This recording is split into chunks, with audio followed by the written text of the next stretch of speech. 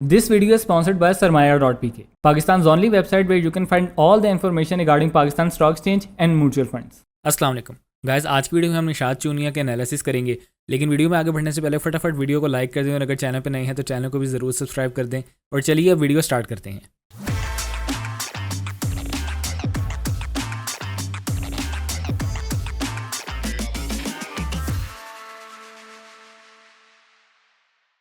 तो गाइस, सबसे पहले हम लोग निशात चूनिया की जो है हाफ़ ईयर एंड होने की, यानी कि पिछले साल जुलाई 2023 से दिसंबर 2023 का ये जो हाफ़ ईयर है, ये जो 6 महीने हैं, इसके निशात चूनिया ने अपनी रिपोर्ट जारी की है। हाफ़ ईयर की रिपोर्ट जारी की। हम लोग ये देखते हैं कि कंपनी ने जो है इस हाफ़ ईयर के अंदर कैसा परफॉर्म किया, और फिर मैं आपको वीडियो में आगे चल के बताऊँगा कि ये जो कंपनी है ये हुकूमत की पॉलिसीज़ की वजह से क्यों तबाह हो रही है। तो सबसे पहले अगर हम लोग इसका रेवेन्यू देखते हैं तो रेवेन्यू के अंदर 31 दिसंबर 2022 यानी कि 2022 के जो आखिरी के 6 महीने थे, तब कंपनी ने तकरीबन 33 अरब रुपए का रेवेन्यू जनरेट किया था, और एट द एंड तकरीबन 1.6 अरब रुपए का कंपनी को लॉस हुआ था। और ये 2023 के जो आखिरी के 6 महीने हैं, इस टाइम पीरियड के अंदर कंपनी ने 44.4 बिलियन रुपीज़ का रेवेन्यू जनरेट किया है, और 38 करोड़ रुपीज़ का 38.5 करोड़ रुपीज़ का कंपनी ने लॉस किया है।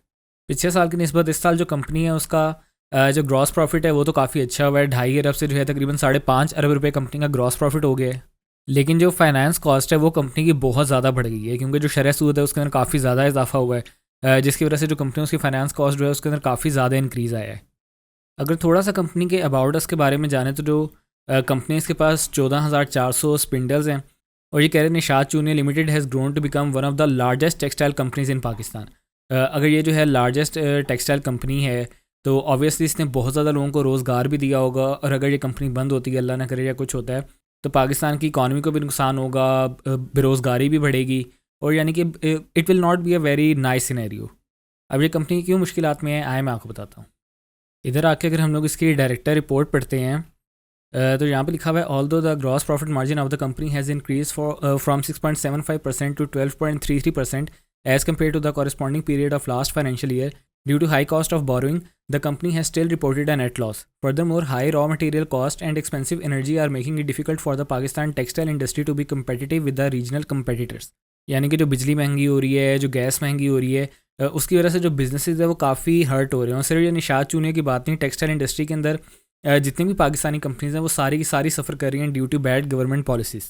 और रीजन के अंदर जो बाकी मुल्क हैं, जैसे इंडिया हो गया, बांग्लादेश हो गया, चाइना हो गया, जब इम्पोर्ट बाहर वालों को, यानी कि फ़र्ज़ करेंगे किसी ने यूरोप से कपड़ा मंगवाना है या कुछ करना है, तो अगर उसको चाइना से, इंडिया से या बांग्लादेश से जो है कपड़ा सस्ता मिल रहा होगा बनिस्बत पाकिस्तान, तो वो पाकिस्तान से क्यों मंगवाएंगे।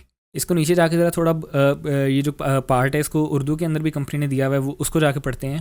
तो यहाँ पर लिखा हुआ है, अगरचे कंपनी के मजमूई मुनाफे का मार्जिन गुज़िश्ता माली साल की इस मुद्दत के मुकाबले में 6.75% से बढ़कर 12.33% हो गया है। कर्ज़ लेने की ज़्यादा लागत की वजह से कंपनी ने अब भी नुकसान की इतला दी है। मज़ीद बरां खाम माल की बढ़ती हुई कीमत और महंगी तवानाई पाकिस्तानी टेक्सटाइल इंडस्ट्री के लिए इलाकाई हरीफों के साथ मुकाबला करना मुश्किल बना रही है। मुल्की महाज पर जारी सियासी अदम इस्तेकाम इंडस्ट्री के लिए बहुत मुश्किल साबित हो रहा है। यानी कि जो मुल्क में ऑन गोइंग पोलिटिकल इंस्टेबिलिटी है, ज़ाहिर सी बात है उसकी वजह से पाकिस्तान जो है उसको काफ़ी ज़्यादा मुश्किलात का सामना है। इलेक्शन हो गए, अब हम दुआ कर सकते हैं कि अल्लाह करे पाकिस्तान के हालात जो हैं वो कुछ बेहतर हो जाएँ, लेकिन जो पोलिटिकल इंस्टेबिलिटी है उसने पाकिस्तान को बहुत ज़्यादा हर्ट किया है। इसके साथ साथ जो ऑन गोइंग वॉर्स हैं, यानी कि जो रूस यूक्रेन की वॉर है, फिर गज़ा के अंदर जो जुल्म हो रहा है, उसकी वजह से भी जो कंपनी है ये कह रही है कि आलमी महाज पर मुतादिद जारी जंगें मौजूदा जोग्राफियाई सियासी तकसीम को मज़ीद ख़राब कर रही हैं। इस वजह से आलमी मईशत पर मनफी असरात मुरतब हो रहे हैं। तो ऑन गोइंग जो ग्लोबल मसले हैं, जो पाकिस्तान के मसले हैं, उन सारी चीज़ों ने मिल के जो है पाकिस्तान की टेक्सटाइल इंडस्ट्री को बहुत ज़्यादा हर्ट की है। ग्लोबल कॉन्फ्लिक्ट जो हैं उनको तो हम ऑब्वियसली हैंडल नहीं कर सकते, लेकिन अगर पाकिस्तान जो है डोमेस्टिक लेवल के ऊपर, इलाकाई लेवल के ऊपर अगर स्टेबिलिटी ले आए, तो जो कंपनीज़ होंगी उनके लिए बिज़नेस करना काफ़ी ज़्यादा आसान होगा। होपफुली इलेक्शंस के बाद जो है अब मुल्क के हालात इंशाल्लाह बेहतर हो जाएंगे, और इस साल जो कंपनीज़ हैं, स्पेशली जो टेक्सटाइल कंपनीज़ हैं, जो पाकिस्तान का एक one of the biggest sectors है जिसने इतना ज़्यादा लोगों को रोज़गार दिया हुआ है, होपफुली ये साल और इंशाल्लाह आगे आने वाले तमाम साल जो हैं इन कंपनीज़ के लिए, इस इंडस्ट्री के लिए अच्छे साबित होंगे।